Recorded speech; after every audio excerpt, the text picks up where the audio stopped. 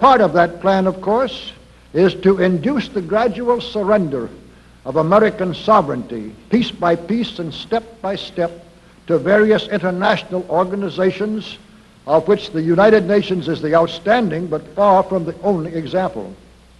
Here are the aims for the United States. 1, greatly expanded government spending for every conceivable means of getting rid of ever larger sums of American money as wastefully as possible. 2, higher and then much higher taxes. 3, an increasingly unbalanced budget despite the higher taxes. 4, wild inflation of our currency. 5, government controls of prices, wages, and materials, supposedly to combat inflation. 6, greatly increased socialistic controls over every operation of our economy and every activity of our daily lives. This is to be accompanied naturally and automatically by a correspondingly huge increase in the size of our bureaucracy and in both the cost and reach of our domestic government. 7, far more centralization of power in Washington and the practical elimination of our state lines. There is a many-faceted drive at work to have our state lines eventually mean no more within the nation than our county lines do now within the states. 8, the steady advance of federal aid to and control over our educational system, leading to complete federalization of our public education. 9, a constant hammering into the American consciousness of the horror of modern warfare, the beauties and the absolute necessity of peace, peace always on communist terms, of course. And 10, the consequent willingness of the American people to allow the steps of appeasement by our government which amount to a piecemeal surrender of the rest of the free world and of the United States itself.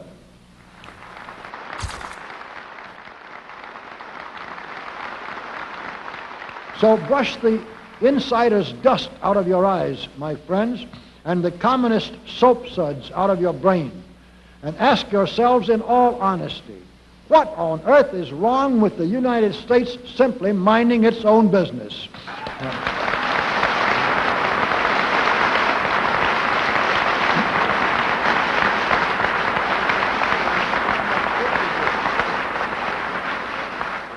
Or with having its foreign policy function primarily for the safety and benefit of the American people.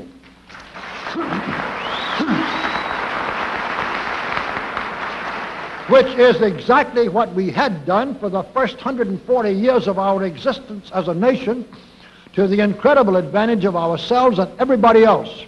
Everybody, that is, except a numerically small clique of power-lusting conspirators who had somehow inflicted themselves on a gullible world. While we turn to a very brief summarization of what we hope the John Birch Society will help and even sometimes lead the American people to accomplish during the next 15 years.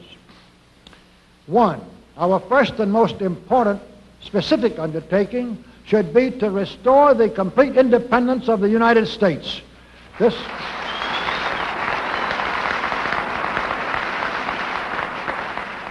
This includes our resolution to get us out of the United Nations and get the United Nations out of the United States.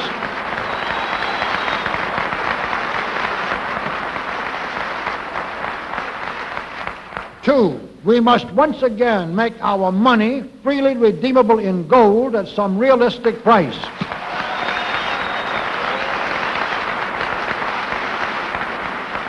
And we must take all practicable legislative steps to prevent a recurrence of the enormous thievery and other subversive crimes that have been perpetrated on the American people through a contrived inflation by every president from Franklin Roosevelt through Richard Nixon.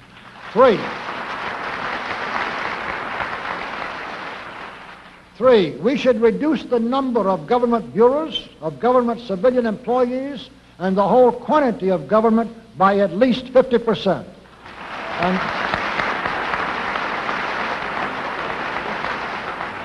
And we should achieve at least this much reduction in proper fashion through gradually convincing a majority of the American people of the wisdom of such a course. 4, we should withdraw all American troops from every spot on earth that is not American soil, except when and where such troops may be required as decided by Congress to protect American lives and property from criminal vandalism.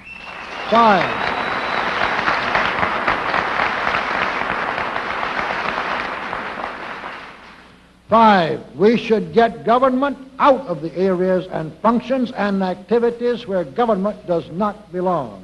Again, all steps to this end should be taken gradually, but nevertheless just as rapidly as enough of the American people can be persuaded to support such progress. Any such achievement will require a truly massive educational force, but that's exactly what we hope to build during the next 15 years. We could go ahead for at least 100 numbered items, but the John Birch Society will undoubtedly be working on more than that many specific projects, which will be laid out in its bulletins before another 180 months will have rolled around.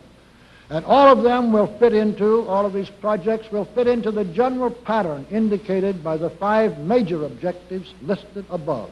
So let's really wind up this marathon monologue with one final thought. None of us can guarantee anything about what the future will bring. Your speaker knows what a job we have before us to rid our country of the scourge of communism within the next few years, and then to go ahead on our constructive program so well that 15 years from now we shall already be entering an era of far less government, of a much sounder sense of responsibility, and, with God's help, of a better world. But I sincerely believe that it can be done, and this much I know. If every man and woman in this audience should leave here tonight feeling in his or her own mind and heart that it can and must be done, then it surely will be. And so, all of you patriots of good character, good conscience, and noble ideals, whom we can reach with the filmed version of this speech in 1,000 other audiences, it is with a great deal of confidence and energizing will to win that we invite you to join us in our epic undertaking. While to all of you great, wonderful friends in this present audience, I certainly extend my very deep thanks indeed for so much patience and attention. Thank you and good night.